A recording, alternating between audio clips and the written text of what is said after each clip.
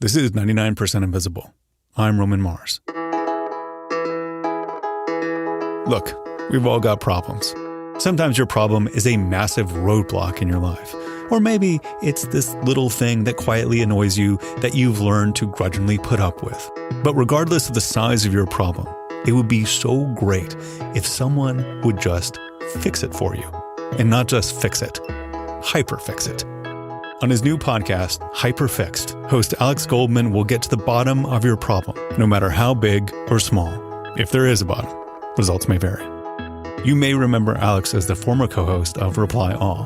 When a 99PI listener couldn't play the show on his Mazda car stereo, Alex and his super tech support team helped us track down the issue and create a special Mazda-friendly podcast feed, which we still publish to today.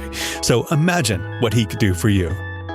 Today, we're playing a great story from Alex in his new show. It's very much a design story. He investigates why there's no door in a place where there really should be a door. You'll never shop for sour cream or shredded mozzarella the same way again. Enjoy. Hi, I'm Alex Goldman. This is Hyperfixed. On this show, listeners write in with their problems, big and small, and I solve them. Or, at least I try to. And if I don't, at least I have a good reason why I can't. This week, Dylan's supermarket cold case.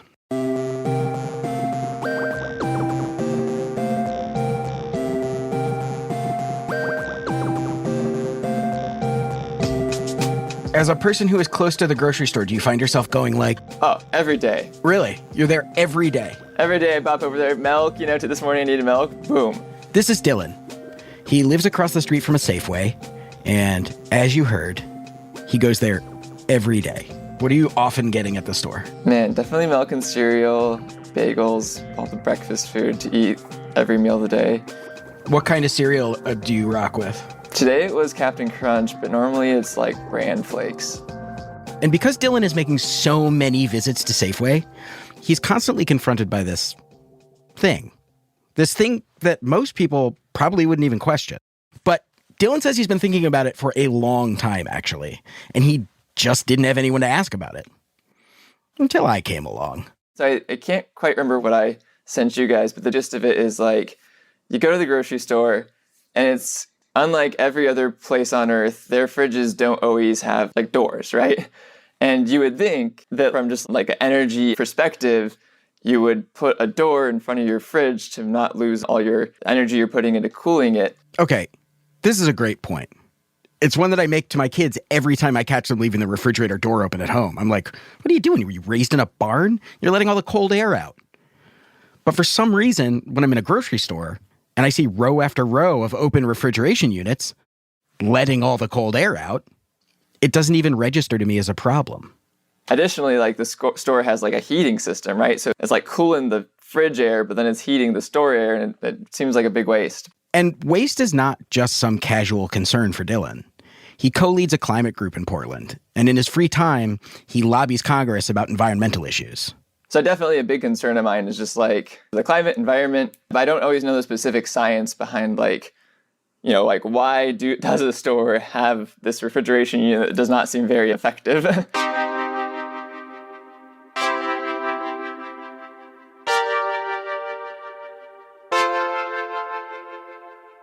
So that is why Dylan came to us. First, to figure out whether this whole open refrigeration system is really as wasteful as it seems. And second, if it is really that wasteful, why do grocery stores continue to be designed this way? Have you taken any steps to figure out why they are designed this way? 0 steps taken. I just reached out to you. I feel like, even though I've never spoken it aloud, it's been in my head. So it's nice to know that someone else is thinking about it. And someone else is thinking about it to a degree that I think about the dumb questions I have. I'm excited to try and answer this.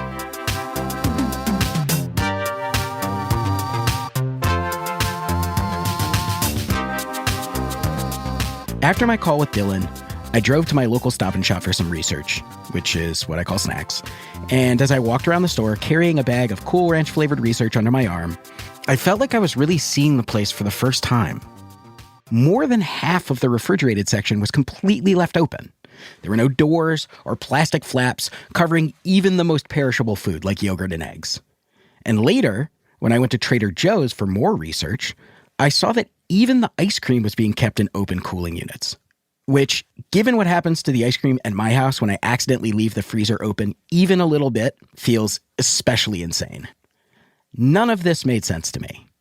From a cost and energy standpoint, the whole design of the stores seemed so obviously inefficient. But the fact that they were all designed this way made me think there must be some other factor that made this make sense. Most of you probably know that I came from tech journalism.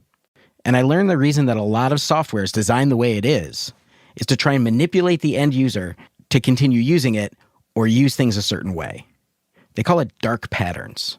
And as I was heading out of the store, I couldn't stop thinking about this idea that all these costly and inefficient refrigeration systems were trying to cajole people into a certain way of shopping.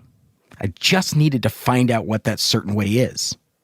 So I called a grocery store designer named Dan Phillips. And he was very much not the dark patterns mastermind I expected to find. I think everyone has their own creative outlet. Some do art, some paint, some play music. And laying out a store is kind of an art. It's a thought process. Dan's family has been in the grocery store design business since 1972. He's super passionate about the work. And when I told him about my dark patterns theory of open refrigeration systems, he was like, okay, first of all, that's not what they're called. So if you go into a grocery store, you'll go to the produce department and they'll have that case on the wall that's refrigerated with a bunch of shelves on it. That is called an open air multi-deck. If you didn't catch that, Dan says these refrigerated shelves are called open air multi-decks. Open, because they're exposed to the elements, in this case, the cool air of the supermarket environment. And multi-deck because the shelving is tiered to display rows and rows of produce and goods. The second thing he told me was that my whole dark patterns theory was way off, at least in his experience. Dan primarily works with mom and pop shops, not Safeway-style supermarkets, but he says that when his clients are trying to decide what goes behind a refrigerator door and what doesn't, their primary consideration is customer experience. There are some products that work and some just don't. It works to put beer behind doors. Because you could sit there and you know what beer you're going to get, right? And you can grab it out. Things like dairy and hot dogs also work great behind a door because you don't really need to examine them. Typically, you spot the label you like, open the door, pull it out, and you're done.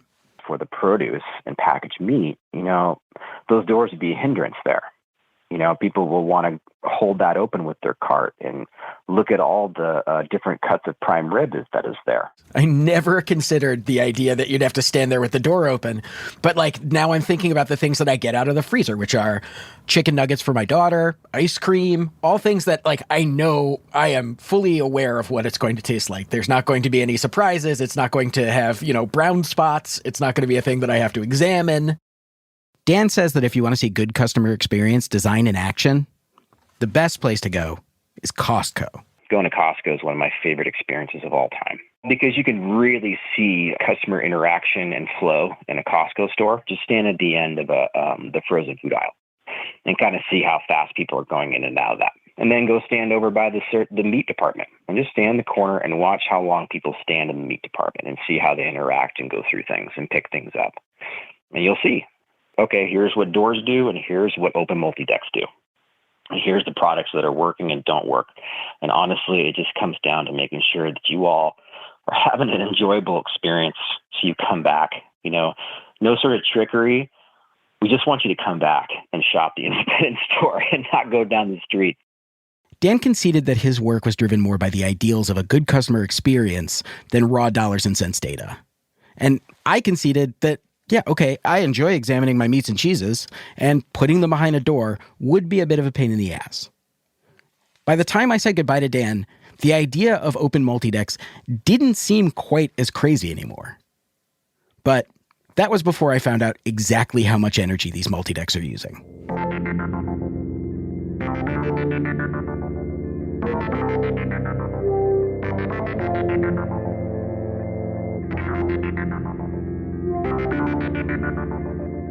There's another Dan in this episode, and we are trying to figure out ways to differentiate the two of you. I was wondering if you would be okay if we called you Science Dan.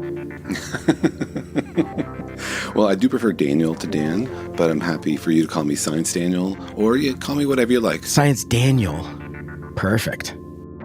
This is Science Daniel, aka Daniel Whiteson. He's a professor of physics at UC Irvine and the host of a science explainer podcast called Daniel and Kelly's Extraordinary Universe, which has nothing to do with refrigeration.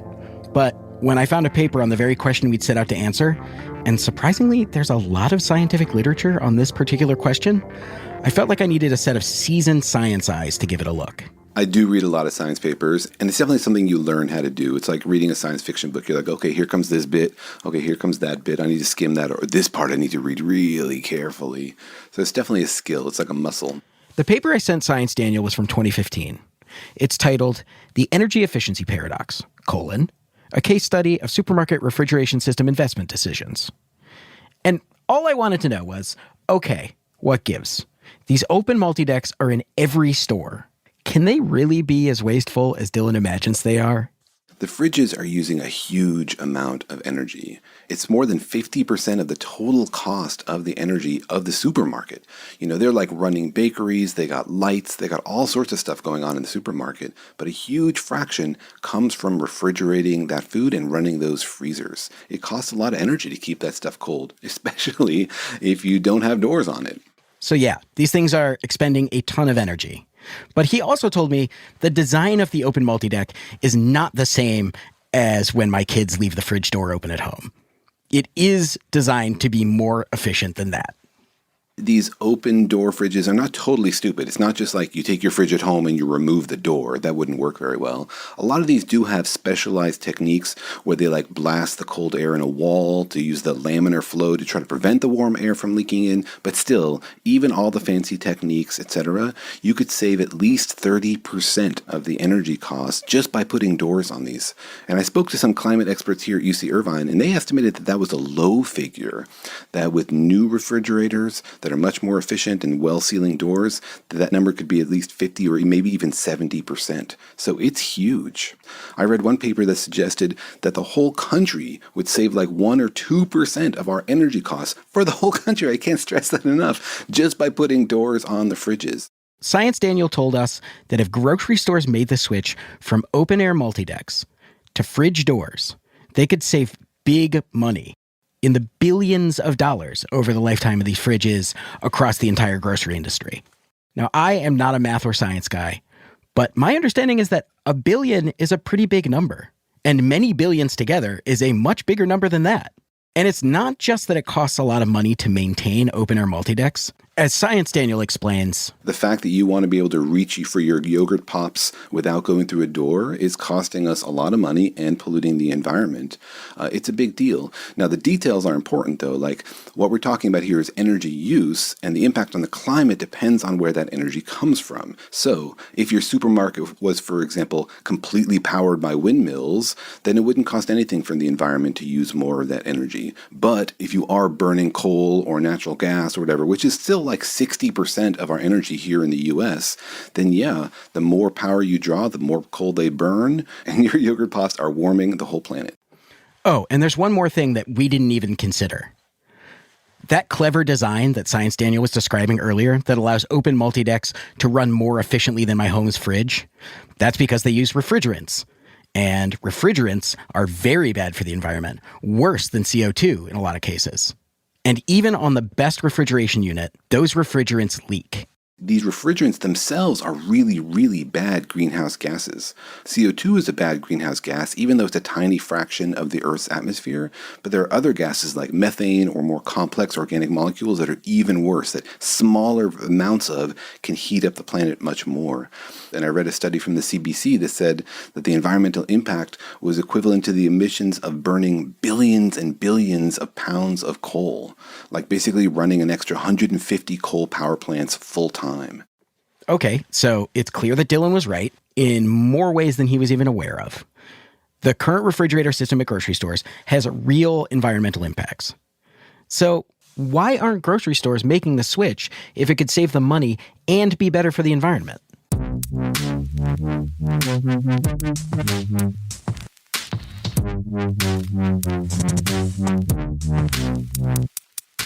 After the break, I take that question directly to the source.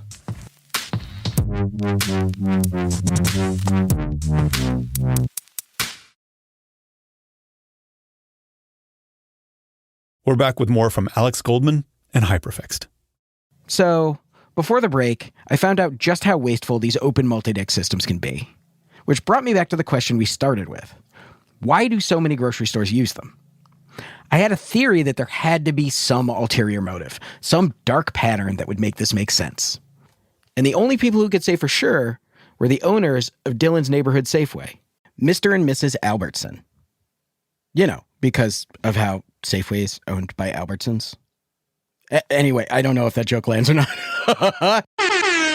Albertsons doesn't list contact information for any of their department heads, so I decided to call Albertsons' main office.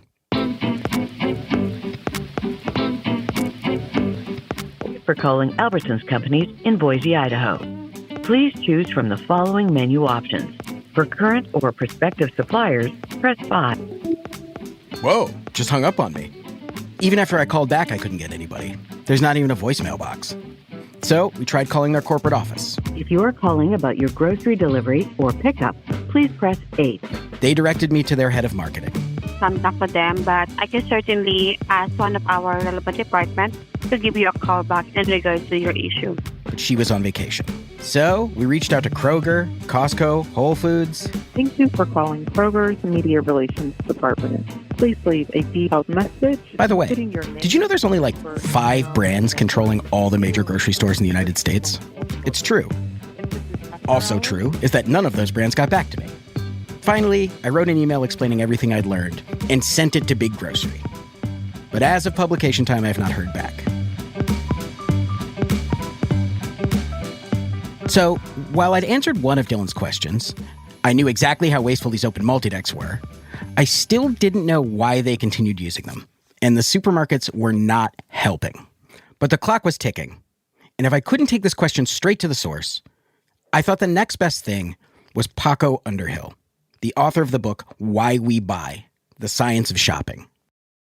When you're like walking through a store, not as a consultant, but just as a customer, is it like the end of The Matrix when Neo sees all the green text? I'm imagining you being able to like see the code behind every product placement decision in a place like that. Well, I think part of what is very interesting is that the local grocery store manager is tired of me giving him advice.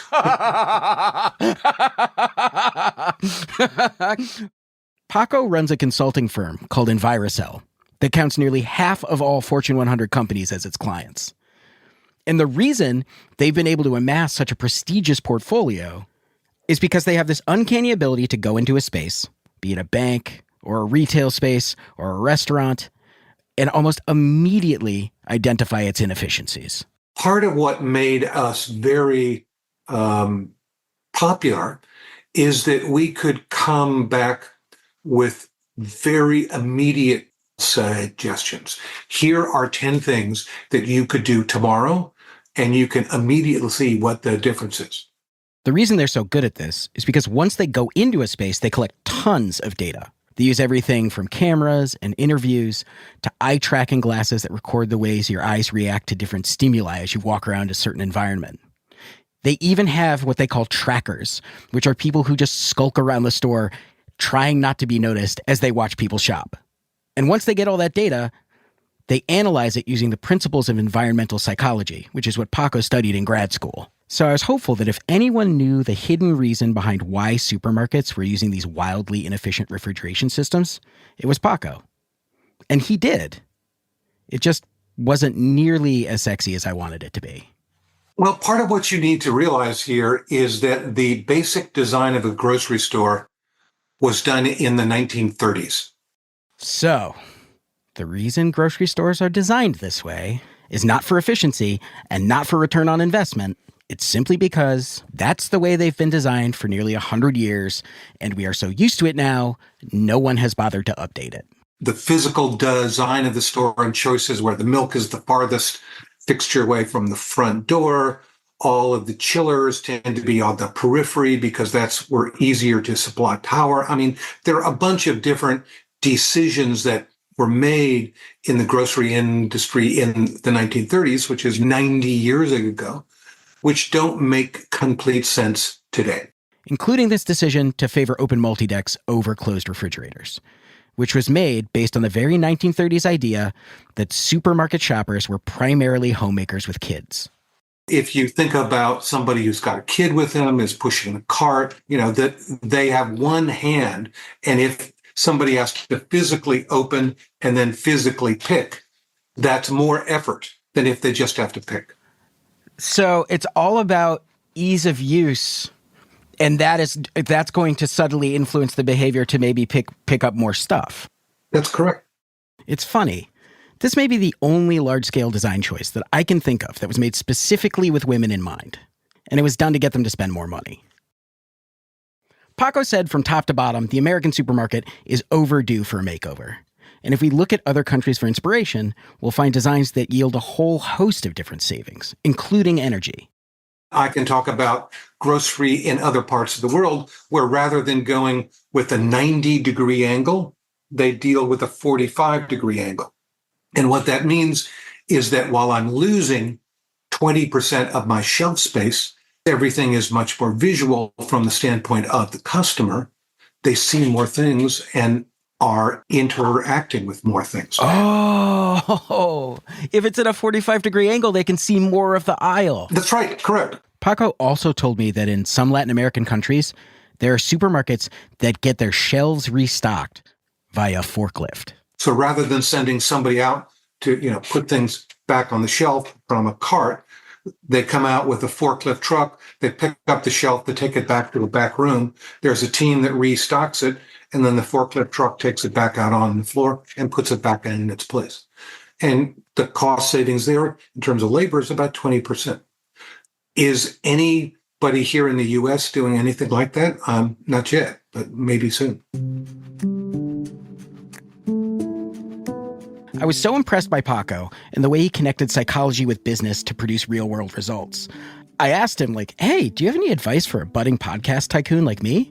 And Paco was like, nope, you're doing great. And then he signed out of our Zoom just as quickly as he'd appeared. And at this point, I thought it was time to catch up with Dylan. So I'm curious how you feel about all this. Definitely not good. It was hard to blame Dylan. Essentially, what we'd done was manage to confirm a fear he had while being unable to even talk to the people who could do anything about it. I'm learning very quickly, making the show, that the act of solving problems can create problems of its own.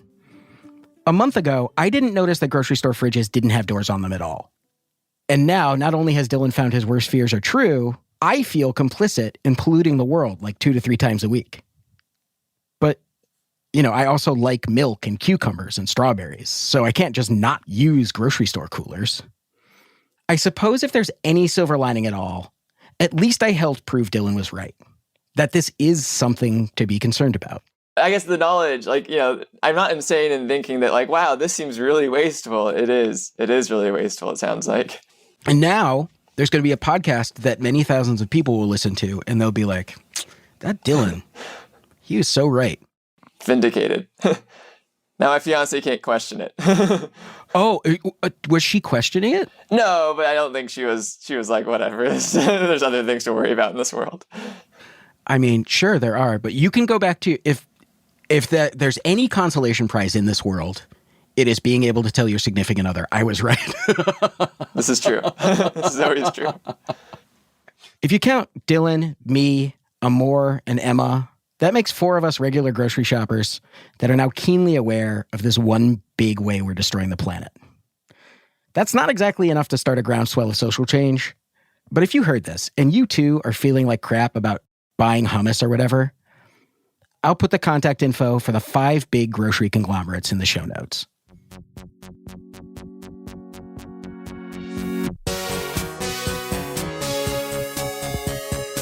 Hyperfixed was produced by Emma Cortland, Sari Sofer-Sukenik, and Amor Yates. It was edited by Emma Cortland and Amor Yates. It was hosted by me, Alex Goldman.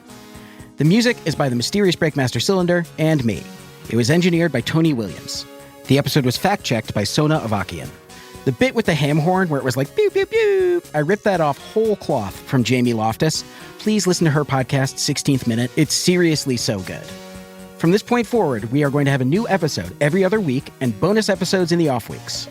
You can get bonus episodes, join our Discord, and much more at hyperfixedpod.com/join. Also, the show can't exist without problems to solve, so head on over to hyperfixedpod.com and submit your problems. Hyperfixed is a proud member of Radiotopia from PRX, a network of independent, creator-owned, listener-supported podcasts. Discover audio with vision at radiotopia.fm. Thanks so much for listening.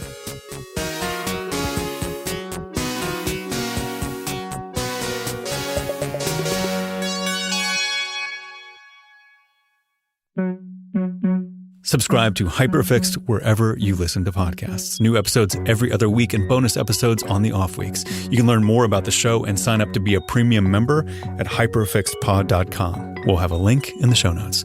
I also highly recommend that you listen to Alex Goldman's 2 previous appearances on 99PI. His story, Heyoon, was his first narrative audio documentary, like ever. And it continues to be an all-time favorite episode, so check that out. And also check out the Roman Mars Mazda virus episode. It was so much fun to have that crossover with Reply All. We'll have links to those in the show notes too. This was our holiday off week, but we will be back with a new episode next week, kicking off the new year with more mini stories. See you then.